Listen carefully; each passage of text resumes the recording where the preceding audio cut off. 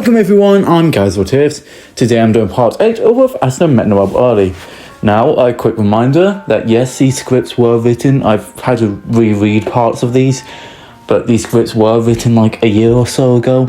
So if there is some inconsistencies or some bad cuts where I just read out a line, forgot what my intention or how I was supposed to read it and such, and so it's like awkwardly edited or awkwardly pronounced and such. Sorry about all that. Again, really old scripts. Also, when it comes to actually uploads, I just plan on recording a video a day probably. The thing is, parts 9. This video, part 8, is 2,000 words long. The script is, right? Which is around like 15-20 minutes, I say. It depends. But depends on how much ranting I have at the end in here. But part 9 is like 5,000 words long, so that's like a 40-30 minute long video. So yay. Also, my voice has been awful recently, so it gets really dry really quickly, I guess. So yeah, I think that's everything I need to say, and let's actually begin. Now, last left off on Asta using a technique that allows him to use a partial part of his black form, right? Just his face, basically.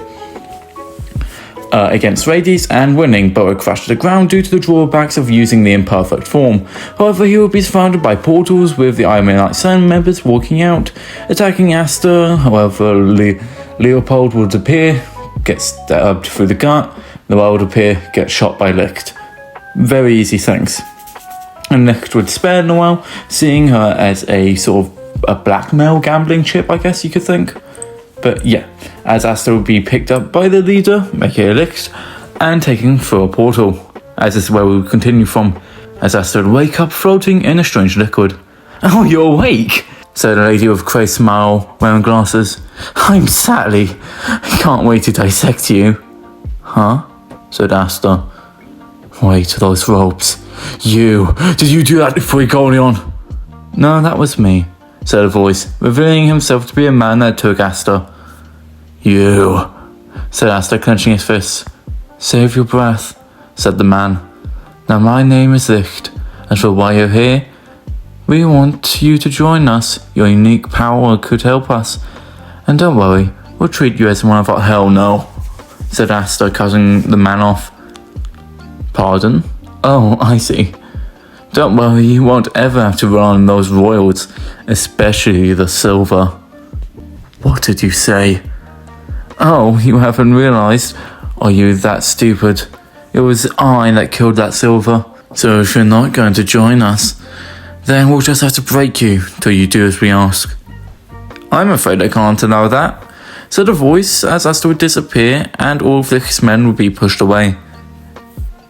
"Oh, I didn't expect your arrival," said Licht towards the Wizard King. As Julius would arrive, Asta over his shoulder. "Sorry, but we haven't got the time to entertain you." As Licht said this, a black bolt would open up behind him, and from under, Licht's men would come out. Cut to Mimosa, who'd be healing Noelle, Leopold, and Frigolion. As soon after, Yuno would arrive at the scene, looking at Noelle, Leopold, and Frigolion on the ground bleeding out, with Asta's sword scattered around. "How are they?" asked Yuno to Mimosa. "Noelle and Leopold will survive, but might be out for some time. But for Sir Frigolion, I don't know. He's seemingly on a constant line of death. We need to get him to the better healers." "Good job, Miss Mimosa," said Julius, carrying a passed out Asta under his shoulder and placing him next to a still knocked out Noelle on the ground. "Asta!" shouted Yuno, rushing to his brother's side. "How are they?" Julius asked. "They'll survive, but Frigolion." "I see. I'll take these 3 to the medical center." As he said this, Julius would clench his fist. As he would skip a few days as everyone would recover from their injuries, except from Leopold and Noelle, who won't be able to fight for some time or do some overall physical labor, and Frigolion, who'd be in a coma for an indefinite time. Again, sorry if I stutter a lot. Really old scripts. As we pick up at the Black Bull's base, whilst Finn will be asking the men around the Black Bulls if they'd like to go to a mixer, as everyone except Luck would deny it, till Finn will go to Asta.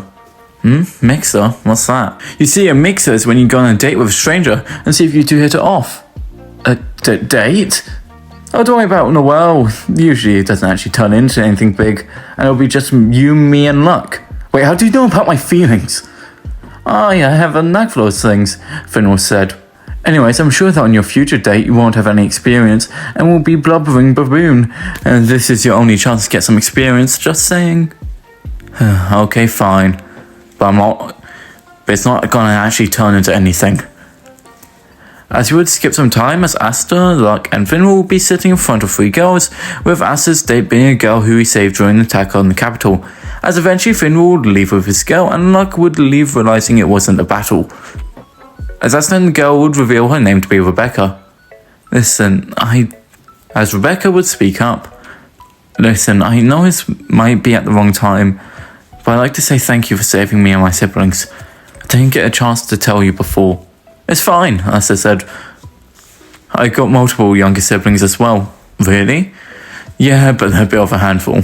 I know, right? They're like little devils sometimes, but angels other times. Yeah.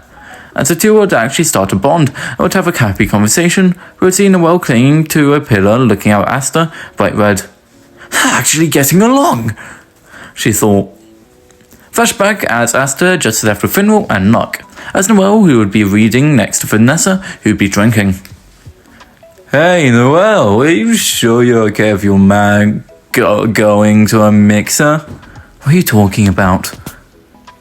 Oh, Finwell took Luck and Asta to a mixer. You know, on a date with girls. Cut back to the present, as Noelle would still be hiding behind her pillar. I can't believe it. To think that drunk Vanessa would be right. Wait, right? Vanessa told me he'd hurry up and go, else Asta would fall in love with another woman. Wait, love? Does that mean Asta loves me? But decided not to anymore? Why am I here anyways? Unless I love Asta. I mean, I can't blame myself. He saved me over and over again. I was the first person to treat me well any girl would, right? Right? As you would think this, we would skip to after the mixer, as both Finwell and Luck would have failed miserably to acquire a maiden, except Asta would become good friends with Becca and would promise to visit her tomorrow at her house. As Noelle would devise a plan to follow Asta, who would pick up the next day, as Gouge would go around the village with everyone meeting him with smiles and selling him stuff to his sister. With Gouge, I forgot to pronounce his name, if it's Gouge or Gouge, I'm going to go with Gouge, mirror guy, there we go, sister complex. With Gouge, who would accept and accepting and would be carrying 50 bags of presents to his sister, until he'd walk up to the church where his sister would be raised, whilst he was being a magic knight, with a smile on his face, but would instantly freeze as you would see Asta spinning around with Gouge's sister Mary holding Asta's shirt and being lifted. Seeing this, Gouge would do the most rational thing to punish Asta. Kill him! As Asta would narrowly dodge a beam from Gouge. Big bro! Shouted Murray, running to Gouge's side, who would have a smile and a nosebleed, his arms out. Though Murray would stop right in front of him. Don't ever do that again! As she would run back to Asta and try to help him off the ground. Hey Gouge, what the hell was that for? Asta shouted. But would be met by Gouge, turning to stone, seemingly until Gouge would shoot more beams at Asta, who dodged them all. I'm going to kill you, said Gouge, but would be stopped by an old lady in an undertire punching him into a wall. Sorry about that, said the lady. Asta, are you okay? As following the nun, Rebecca and her siblings would arrive. Yeah, I'm good. As we see Noelle peeking from behind her alleyway, looking at this all going down. As we skip to Asta helping out with Rebecca's job cooking potatoes, as Noelle would enter a restaurant, Asta would notice her. Oh, hey Noelle! Oh, hi, Asta. Wait, what are you doing here? Well, I just realised I had only gone to Hard Village, so I was exploring the other villages around the Common Realm. Cool, well come eat with us. As he said this, Asta would sit Noelle down on a table. Oh, who is this? Said Rebecca. It's my childhood friend, Noelle. Childhood friend? Said Rebecca, turning slightly red, Noelle noticing this. As Noelle and Rebecca would stare at each other. As you would skip to that night, as Asta and Noelle would be sleeping in Rebecca's house, as per her request. As Asta would be sleeping, he would suddenly be blasted through a brick wall into the streets by Gouge into the snow. What the? Wait, snow? Die. Gouge said, blasting Asta with more and more attacks, though they would be destroyed by Asta pulling out his second sword. Wait, Gouge, something's off. Stop trying to buy time. You idiot. as the two would be cut off by adults calling the names of the kids, including Rebecca and the old nun from beforehand. "Hey, what's wrong?" asked Asta. "It's the kids. They've gone missing." "What?" As Gulch was continuing to attack Asta. "Wait, Gulch, didn't you hear?" So what if a few kids went missing? "Those kids include Murray, you idiot." "What?" As Gulch realized the snow wasn't natural and was instead fully Malna. "Damn. Hey, old tag. They went to the mountains. The guy that did this isn't very good at hiding his Malna trail." He said this Gulch would get onto his broom and fly into the direction that the kids were. "What? Where are you going?" "Hey, what's going on?" said Sleep Noelle. "Noelle!" "Yes, that's me." "Call for backup and quickly." "What? Why?" Cecil explained the situation. "Sure, but I'm going with you." "What?" said Asta. "You can't fight in your state, remember? You could barely even lift a few boxes."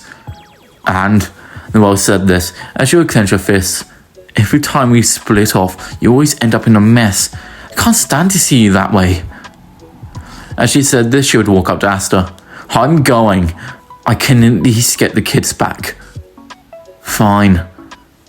As the pair would ride a broom with the nun who'd turned out to be Figoni's teacher and would be pretty strong.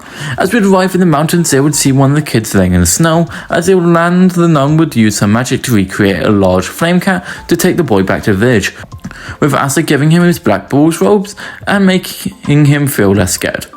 As they would continue up the mountain, they would enter a cave and would see Gulch heavily breathing with his sister behind him and the other children sitting down emotionlessly.